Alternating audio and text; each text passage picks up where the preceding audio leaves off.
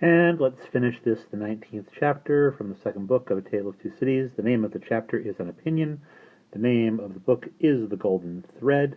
And Mr. Lorry is trying to get out of Dr. Manette what is up with him, why he has gone back to working at his cobbler's bench. And Dr. Manette is trying to explain to him, but they're both trying to pretend that they're talking about other people.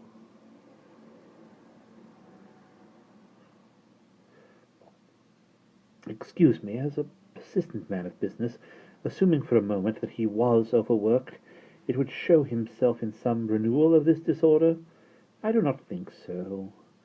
I do not think, said Dr. Manette with the firmness of self-conviction, that anything but the one train of association would renew it. I think that henceforth nothing but some extraordinary jarring of that cord could renew it.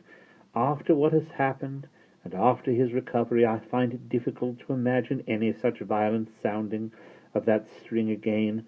I trust, and I almost believe, that the circumstances likely to renew it are exhausted. He spoke with the diffidence of a man who knew how slight a thing would overset the delicate organization of his mind, and yet with the confidence of a man who had slowly won his assurance out of personal endurance and distress.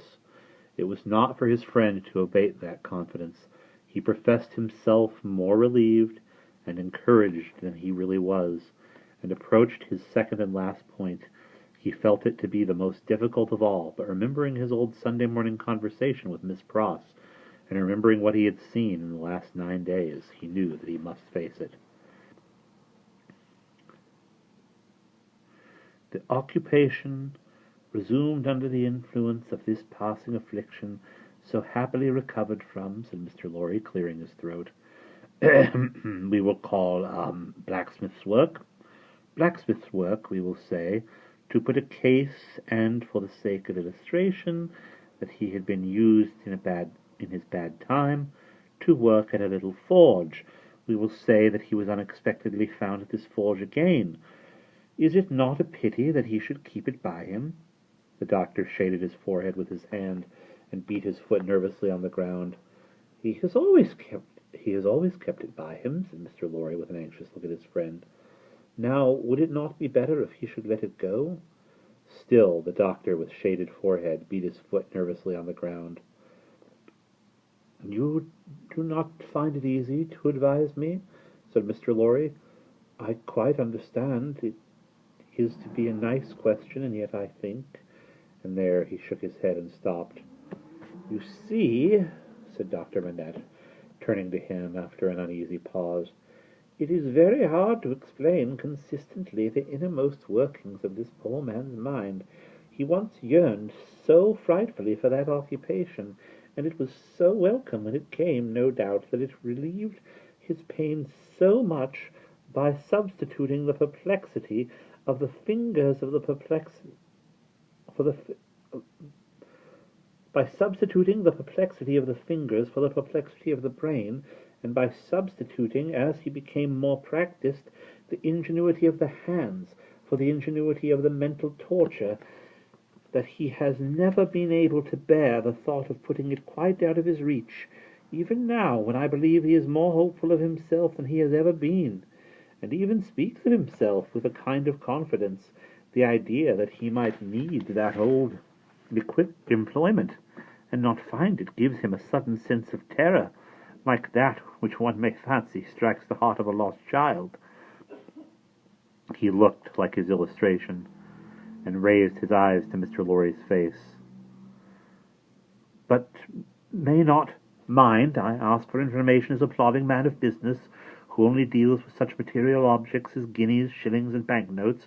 May not the retention of the thing involve the retention of the idea? If the thing were gone, my dear Manette, might not the fear go with it? In short, is it not a concession to the misgiving to keep the forge? There was another silence. You see, too, said the doctor tremulously, it is such an old companion.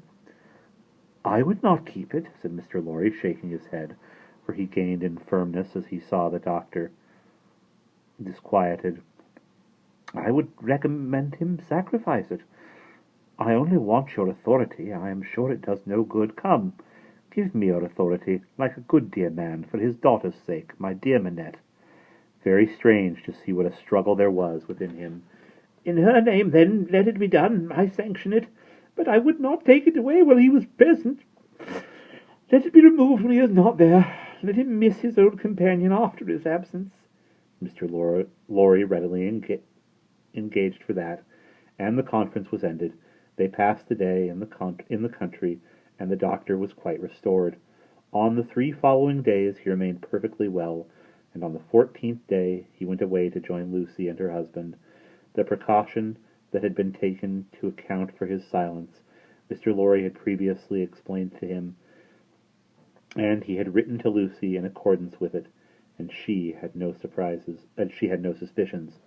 On the night of the day on which he left the house, Mr. Lorry went into his room with a chopper, saw and chisel and hammer. Attended by Miss Pross carrying a light, there with closed doors and in a mysterious and guilty manner, Mr. Lorry hacked the shoemaker's bench to pieces, while Miss Pross held the candle as if she were assisting at a murder, for which, indeed, in her grimness, she was no unsuitable figure. The burning of the body, previously reduced to pieces convenient for the purpose, was commenced without delay. In the kitchen fire, and the tools, shoes, and leather were buried in the garden.